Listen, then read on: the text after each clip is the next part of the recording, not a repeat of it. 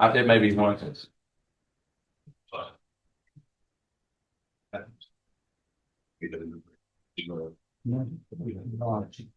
So, Mr. Smith, on Jeremiah Branch, I have a new offense of 26 DCCR 1168. Is there something else coming, or is that?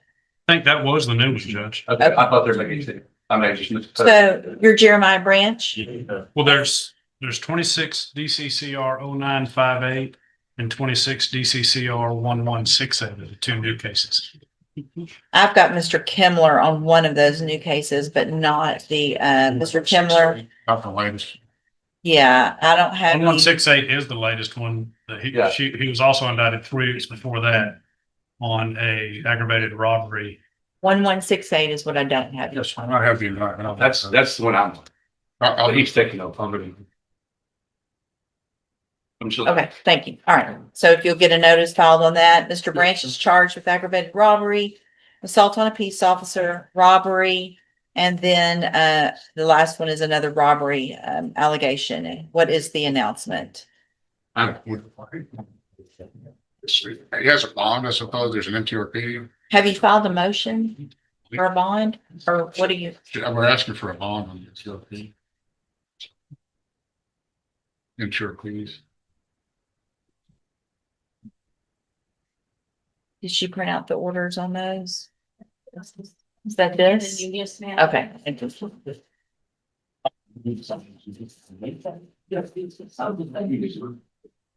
So clause number is 25 DCCR 1382, which is an assault on a peace officer, and 25 DCCR 1385, which is a robbery, are both motion to revoke probations. And there are no bonds currently set. Is that correct in those cases? And Mr.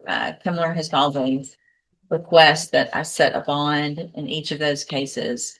It's like there's been a first amended filed in each of these. So he was placed on probation February 3rd of 2026. In both cases is 10-year deferred probations. And the allegations are a new aggravated robbery from April of 2026, testing positive for cocaine on several occasions, failing to submit to drug or alcohol screening on several occasions, failed to comply with Texas Drug Education Program, a new offense of evading arrest or detention from February 6th, resisting arrest or transportation February 6th.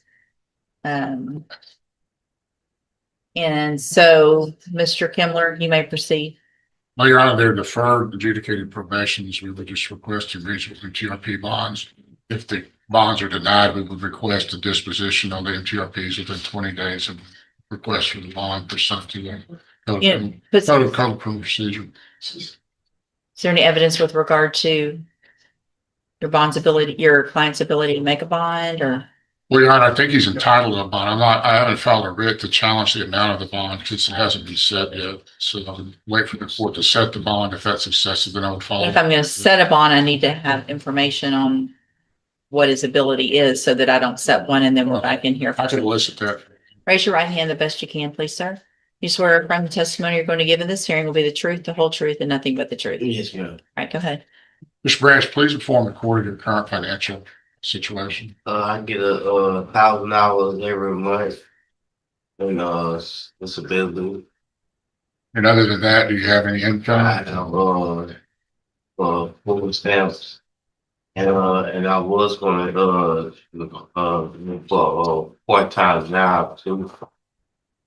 What is your disability that prevents you from working? Seizures, but they told me I could work like I could work like 30 to 4 hours a day. Go supplement your. Yeah. Do you have any assets? You own your own car? I don't own my own cars. Are you under? My mom gave me up. My mom not able to give me a ride. Are they giving you medication at the jail? Yeah, they just put me on the new medicine and it's been working good. Everybody in the dorm say I haven't been having the seizures or outbursts. What medication are you on? I've been trying to get the name of it, but I try to ask my nurse the name of it this morning, but I was just sleeping. Are you functioning okay now? Yeah, I'm functioning way better now. I haven't, but when I got here, when they first booked me in, I had like they left me in the booking with the booking in the front booking for like 4 days, and I had like 5 seats there. If the judge grants you a bond and you're able to get out, would you follow up maybe as a condition of your probation or condition of your bond with MHMR Yes, sir. to continue the treatment? Yes, sir. And as far as your other financial assets, you don't own your own car, do you rent, or where do you live? I stay with my mom.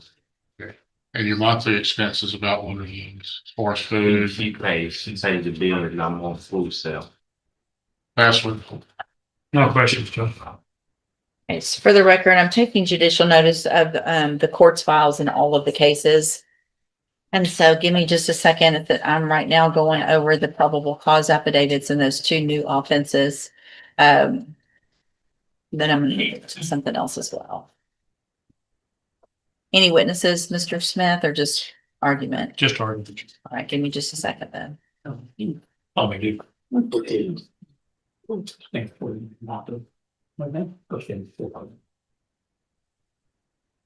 Yes, sir.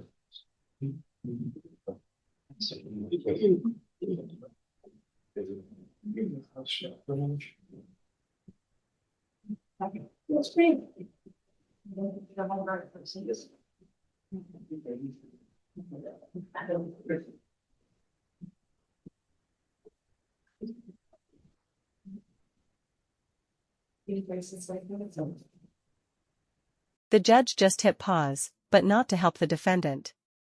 Judicial notice means the court can rely on its own records without new witnesses. Could this seal the outcome before arguments even end? What do you think viewers will say?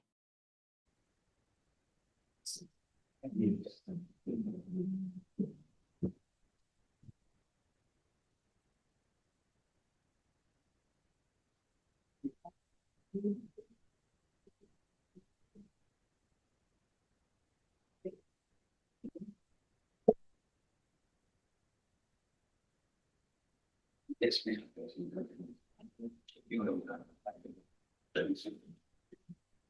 Almost there. Give me just. Yes, ma'am.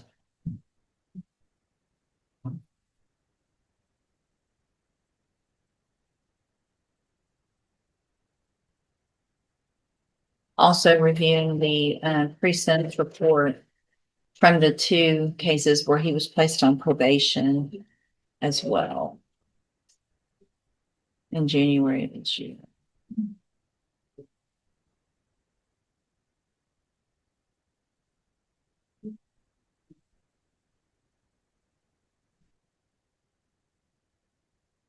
So there was already information when he was placed on probation in January with regard to some mental health issues, and that was addressed. So he was placed on the mental health caseload. So it looks like that's not a new information, that he had some.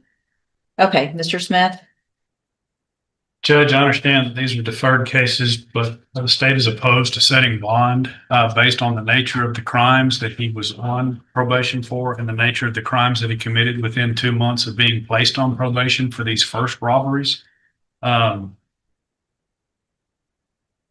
He, on top of the 2 felonies that are filed, there's also evading and resisting that are pending in misdemeanor court. He has failed several drug tests. He's refused to take other drug tests, indicating to me that he is probably under the influence of illegal narcotics most of the time. And for those reasons, I believe he is a danger to our community, and I would request no bond in these cases. I would just add, Your Honor, if the court refuses to set a bond, requesting us disposition within 20 days of the MTRPs.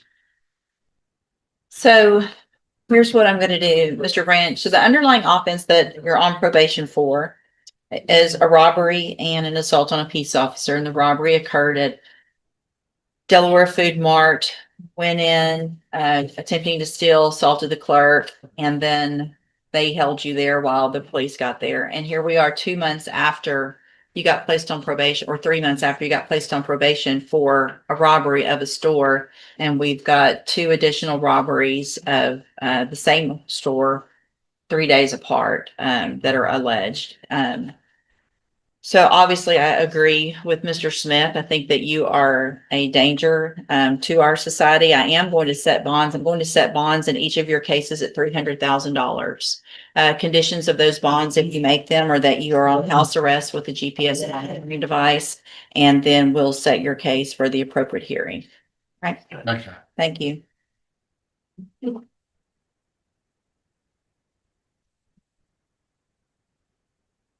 You are Ebony Broussard? Correct. And Yes. this is cause numbers 19-32518, 19-32806, and 21-36615. Ms. Broussard is on probation in the 32518 and 32806, was put on probation January 21st of 2020. 10-year deferred probations.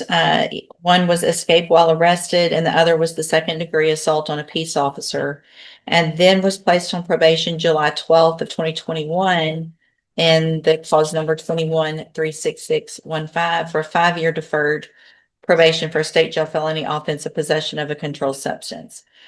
She was here previously, entered pleas of true to counts 1 through 5 in that motion to revoke in each of the cases. There was no agreement. I received the pre-sentence report update. Have y'all both had an opportunity to review that update?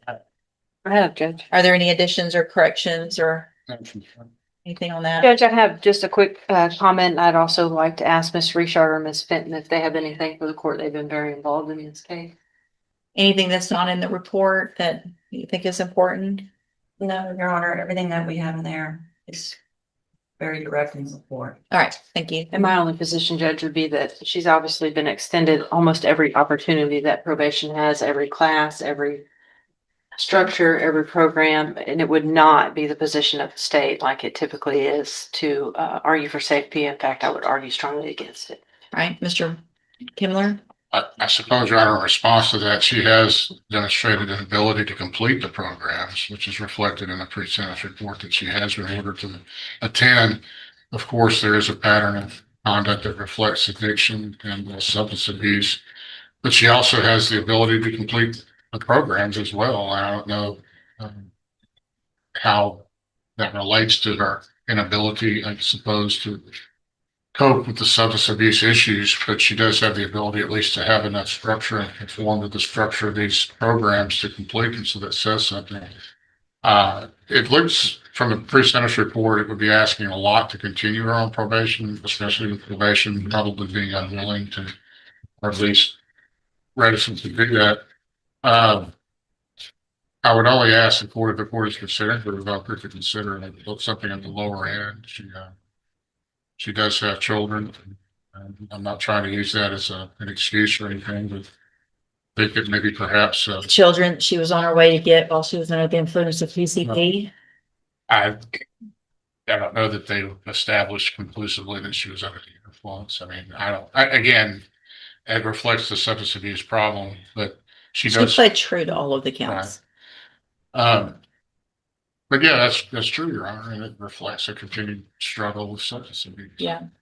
And so the issue then is going to be probably, I'm looking probably incarceration, but I would just ask that it be something not extreme, or at the upper end. And she wanted to address the court. What do you have to say? I do take accountability for my actions, but however, I have completed ISL. Plot twist. The judge calls the defendant a danger to the community, then still grants bond at $300,000 with GPS house arrest. Is this justice, balance, or a legal warning? Would you call this fair? For, and if you will be willing to work with me again, I would appreciate it. I have, before I was incarcerated, I did enroll myself in outpatient classes, which was referred to me through Ozark when I got assessed. And I was taking AA classes as well. I did complete 5 of the classes, however, I wasn't able to complete it because I was incarcerated. I do still have my job, and I did complete my 5-year probation for the first conviction.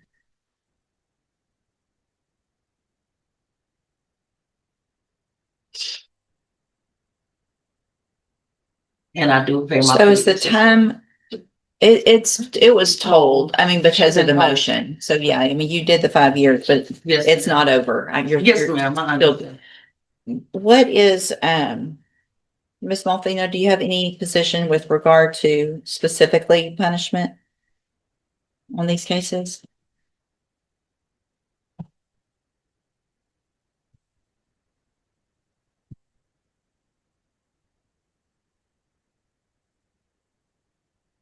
Sorry, Judge, I was just looking back at the original, Yeah. PSI.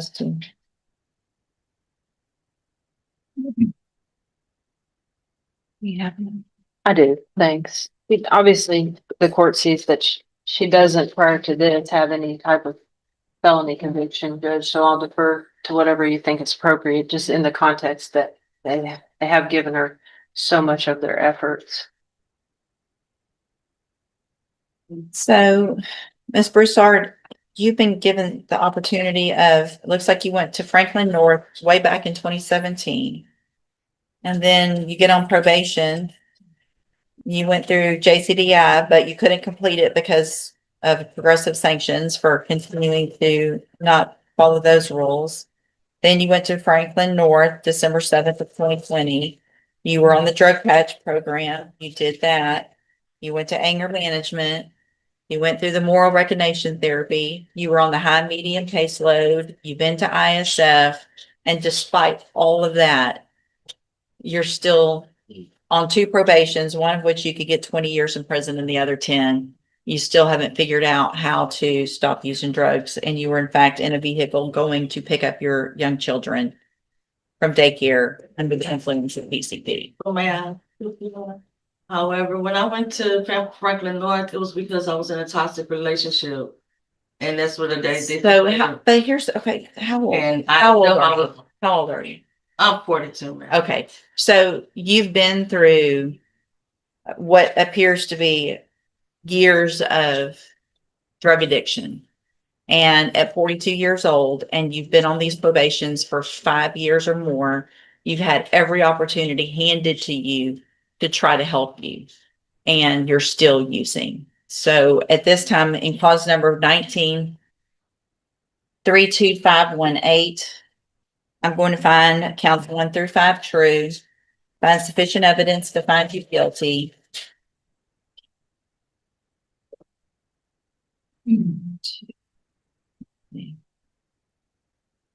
And at this time, find you guilty of escape while arrested, sentence you to a term of 6 years in the institutional division of the Texas Department of Corrections. You will receive credit on that sentence for any time that you've been in custody that the law gives you the right to receive. And cause number 19-32806, find counts 1 through 5 true, find sufficient evidence to find you guilty, and at this time find you guilty of assault on a peace officer. Sentence you to a term of 6 years in the institutional division of the Texas Department of Corrections. You will receive credit on that sentence for the time that you've been in custody that the law gives you the right to receive. And then in cause number 21-36615, also find counts 1 through 5 true, find sufficient evidence to find you guilty, and at this time find you guilty of possession of a controlled substance. Sentence you to a term of 18 months in the state jail prison. You will receive credit on that sentence for any time that you've been in custody that the law gives you the right to receive. All of these sentences will run concurrently, which means together at the same time. I'm going to hand you the trial court certification that shows there was no agreement. You do have some rights to appeal. You need to sign that with your attorney, and then I'll give you that copy. Also, I'm handing you a written admonishment regarding your ineligibility to possess a firearm or ammunition. Because of the judgments entered against you, you're ineligible under Texas law to possess a firearm or ammunition. Possession of a firearm or ammunition could lead to charges against you. If you have any questions about the laws that make you ineligible to possess a firearm or ammunition, or about how long that lasts, you can talk with Mr. Kimler. Right here. And what is the statement? And I'll wait on that. It's saying that you do have a right to appeal, and Mr. Kimler will talk to you about that. When do you find You hand her that one and just the bottom copy off of that one, Mr. Kimler. When can I find the spare time? They'll do the judgments today and it should show up in the computer probably in the next day or two. It's the jail does not give us this information. It's well, right now it hasn't been all calculated, so it'll be in the system in the next day or two. Once the clerk, she's in court right now, so she can't do it, but it'll happen the next day or two. Mr. Burbank, you've got Leroy Harris. All right, are you Donnie Smith? Yes, ma'am. This is cause number 26 DCCR 0072. Mr. Smith was previously in court, entered a plea of guilty to just like that. To the second-degree felony offense of assault on a peace officer. We took that plea, reset the case for sentencing, and then Mr. Smith was not present for sentencing. I issued a bond forfeiture. The pre-sentence report was already done, and he was arrested, and we're back here now. And so I guess a couple of questions. One, Mr. Coleman, is the state still ready to proceed and go forward with sentencing? We are, Judge, with the understanding that there is no agreement to the type or the length of probation. Correct. And so it was, the agreement was for a probation, but not agreed as to whether it was a deferred or a straight probation and the length of time on that probation. Have you both had an opportunity to review that pre-sentence? This hearing shifts from punishment to accountability. Under U.S. law, judges weigh rehabilitation, public safety, and repeated probation failures. Has every second chance already been used? How would viewers react?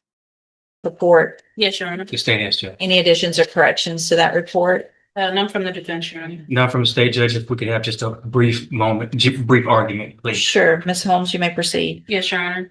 And looking at the PSR report, it appears that all of the current pending matters all occurred on the same day, which is out of character, obviously, for Mr. Smith, who has no previous criminal history. He had no previous juvenile history. And so on this day, he was experiencing, he has been diagnosed with a few mental health situations such as bipolar disorder, ADHD. And I think a part of that is why he acted out on this particular day. He is aware that his actions have brought him here, and he is remorseful, and he knows that if given the opportunity on probation, he will abide by the rules and do what needs to be done to successfully complete probation. It's also important to see that they evaluated him at a low risk level, which means they feel that he is a probationer that would benefit from specialized programs with probation, as well as with the mental health services, and they don't feel that he would likely reoffend or be an issue on probation. So I believe that's very important for the court to see. Your Honor, we are asking that due to his lack of criminal history, that he be afforded the opportunity to be placed on deferred probation to show that he can abide by the rules. Obviously, we will be requesting that he be placed on a mental health caseload as well. To aid with that. And also he wants to get his GED. As the court can see, Mr. Smith has an 8th grade education and did not go to high school. And he does want to get his education and get his GED so that he can have gainful employment and help to provide for his family. And Your Honor, we are asking for deferred probation. The length of time, obviously, whatever the court deems necessary, but we do believe that deferred is the best for this situation. Why didn't you come to court for sentencing? I didn't have no transportation at the time, and I was sick. Did you call your I bondsman? called the bondsman. They said there was nothing they could do about it. I tried to get a hold of my lawyer, and she didn't answer. And I called the courthouse, and they said just try to come in later on that day. And I had no transportation. I have transportation now, though. Mr. Coleman? State will concede that the defendant has no criminal history. However, I think the probable cause affidavit doesn't do justice in describing what happened there, Judge, between this defendant and Sergeant Noah Visser. This was an all-out fight, Judge, and it went on for some time. This defendant struck Sergeant Visser in the face. It went on. They went to the ground. They went on for about at least a minute until backup units arrived and were able to assist. It's regrettable that I could not get Sergeant Visser here today so that I can enter into evidence and play for you the video of that incident. I suspect that the court would find it very probative as to what you would do. But it was an all-out fight, not like one of these deals where they're just wrestling and tussling and somebody kicks somebody or somebody elbows somebody. This was an all-out fight, Judge. In my opinion, that's what warrants or merits a straight post-conviction probation as opposed to a deferred, Judge. Thank you, Mr. Coleman. I can just tell from the police version in here without seeing the video that this is different than a typical assault on a peace officer that we get where, like Mr. Coleman said, I mean, this, I don't know what was going on, but it also seems like it was very out of character. I agree with Miss Holmes that something was obviously going on that day. What I'm going to do, Mr. Smith, I'm going to find that you entered your plea of guilty previously, freely, and voluntarily. I'm going to find sufficient evidence to find you guilty. I'm going to give you an opportunity today because I'm not going to find you guilty. I'm going to defer all proceedings, but I'm going to place you on probation for 10 years.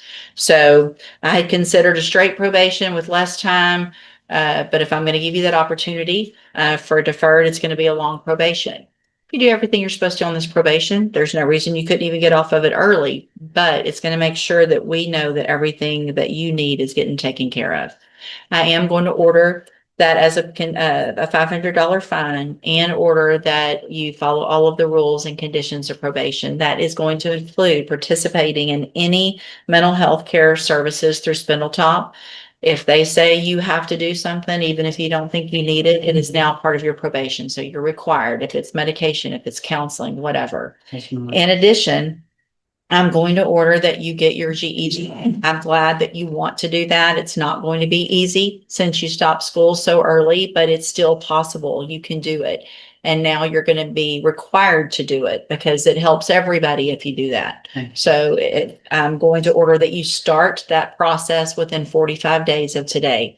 So you don't get to wait and say, well, I've got 10 years to get my GED. I want you to get that GED because it's only going to help you do better in life. If you do everything you're supposed to in this case, this is the best opportunity of your life today to make some real big decisions that change your life because you don't have a felony conviction on your record. And if you're successful, the case will be dismissed at the end. You'll never have a felony conviction. That's cool. The other side, it's great because having a felony conviction changes everything. You can't get certain jobs. You can't live certain places. You can't vote. You can't have a firearm. I mean, the list is long on how bad having a felony conviction is. So you've got that opportunity today. If you violate any condition of probation, then you'll be back in here on a motion to revoke your probation. You can be found guilty, which means you'll get the felony conviction. And then I can send you to prison anywhere in that length of time of the punishment range, which is between 2 years and up to 20 years in prison. Do you understand? I'm handing you the trial court certification that shows this was an agreement that I followed, and so you've waived your right to appeal. Also, I'm sorry. Let me see the trial court certification. I just need to change the date. I'm going to handwrite it because that's from the other one. Also, I am making a finding. There was a previous bond forfeiture in this case dated April 28th of 2026. All right, you can go back with the bailiff. Good luck. Well, here, let me hold on. There you go.